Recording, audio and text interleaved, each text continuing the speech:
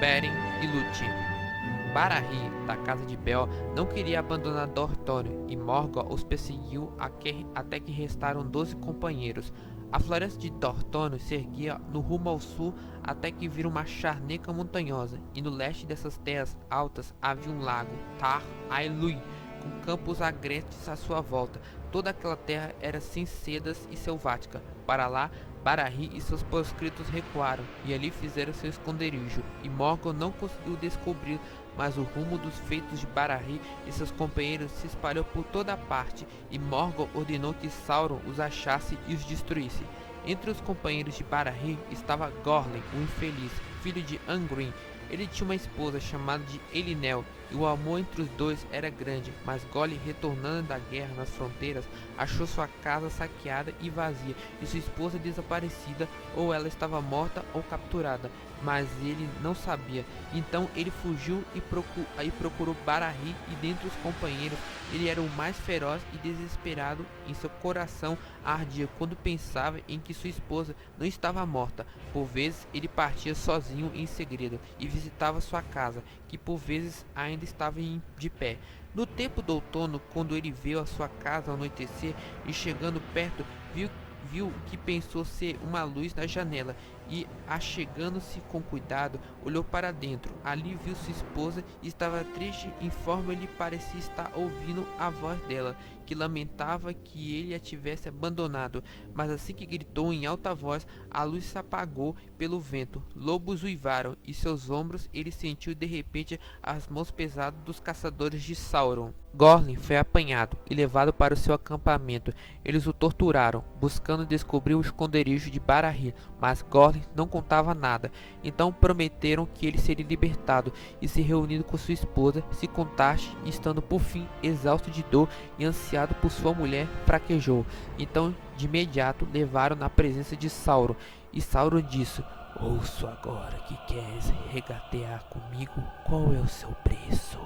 E Gorlen falou que queria estar ao lado de sua esposa Elinel e de ser libertado, pois pensava que ela era cativa. Então Sauron sorriu, dizendo: "Esse é um preço pequeno para tão grande traição. Assim será, de certo. Continue." Gorlen acabou contando tudo, onde ficavam os companheiros de Barahri. Então Sauron riu e zombou de Gorlen. Ele revelou que ele tinha visto apenas um espectro criado por feitiçaria para servir de armadilha.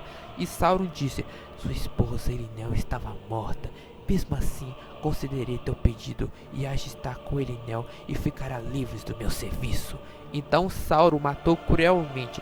Agora Morgoth sabia onde ficava o esconderijo de Barahri. Os orcs, vindo na hora das paradas antes da aurora, surpreenderam os homens de Dortônio e mataram todos, menos um.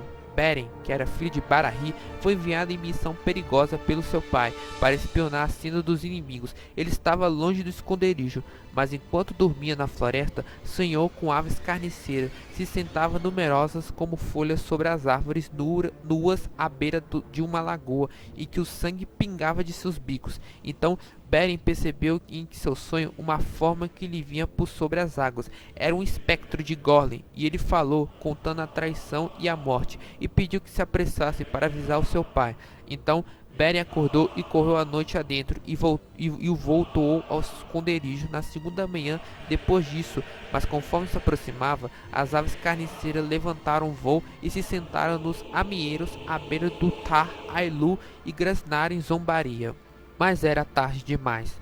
Ali Beren enterrou os ossos de seu pai, e ergueu um terço de pedras a Barahri, e fez por ele um juramento de vingança.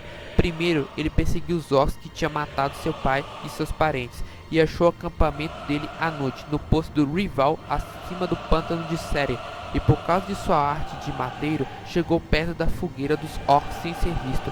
O capitão dos orcs, que estava contando bravatas sobre seus feitos, ele ergueu a mão de Barahri, que ele decepou como sinal para Sauron de que sua missão foi cumprida. O anel de Felagund estava naquela mão. Então Beren saltou de trás de uma rocha e matou o capitão, e tomando a mão e o anel, e ele escapou, sendo defendido pelo destino, pois os orcs estavam amedrontados, as suas flechas não achavam seu alvo. Depois disso, por 4 anos, Beren vagou ainda por Dortônio, um proscrito solitário, mas se tornou amigo das aves e das feras, e elas o ajudavam e não traíram, e daquele tempo em diante ele não comeu carne alguma e nem matou qualquer coisa viva que não estivesse a serviço de Morgoth. Ele não temia a morte, mas apenas o cativeiro, e sendo audaz e desesperado, escapou tanto da morte quanto dos grilhões e as façanhas da ousadia solitária que realizava sem divulgar por Beleriand, e relatos a elas chegaram até mesmo a Dória. Por fim, Morgoth pôs sua cabeça a prêmio por um preço menor do que a cabeça de Fingol, alto rei dos Noldor, mas os orcs antes fugiam ao rumo de sua presença do que buscavam.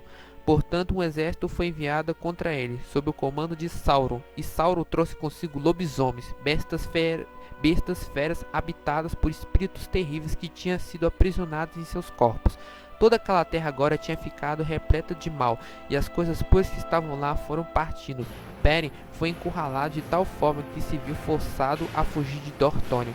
Em um tempo de inverno e de neve, abandonou a terra onde estava o túmulo de seu pai, e ele escalou as regiões altas de Gorgoroth, as montanhas do terror, descortinou ao longe e viu a terra de Dória, além seu coração que havia de descer até o reino escondido, onde nenhum pé mortal ainda caminhará. Terrível foi sua jornada para o sul, e Gremms era o precipício das Ered de Gorgoroth, e sob os pés havia as sombras que lá estavam antes da lua surgir.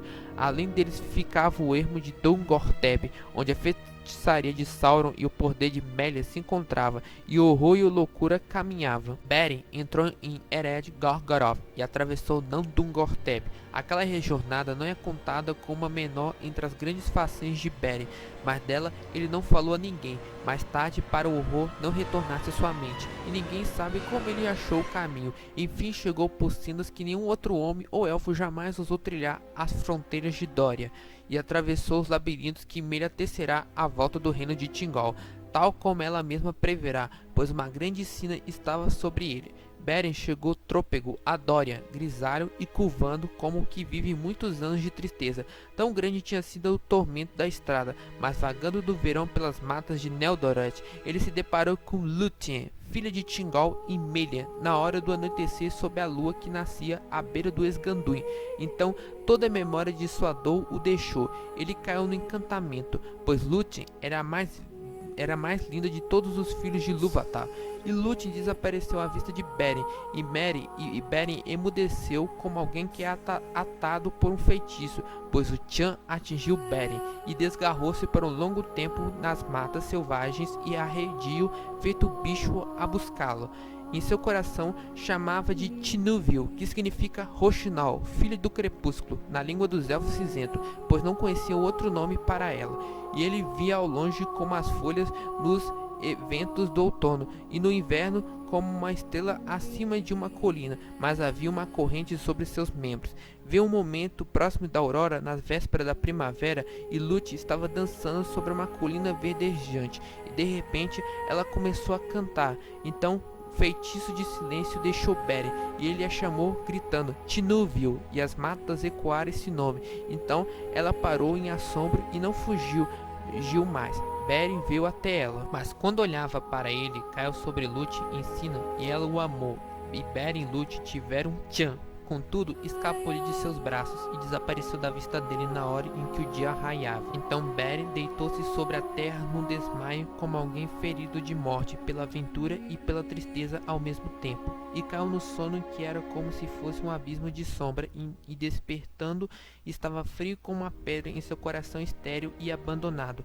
Para além das esperanças dele, Lúthien retornou até onde Beren se sentava na escuridão, e muito tempo atrás no reino oculto. Ela pôs sua mão na dele. Depois disso vinha até ele com frequência, e andaram juntas pelas matas em segredo da primavera ao verão, e nenhum outro dos filhos de Ilúvatar teve regozijo tão grande, embora o tempo fosse breve. Continua no próximo episódio.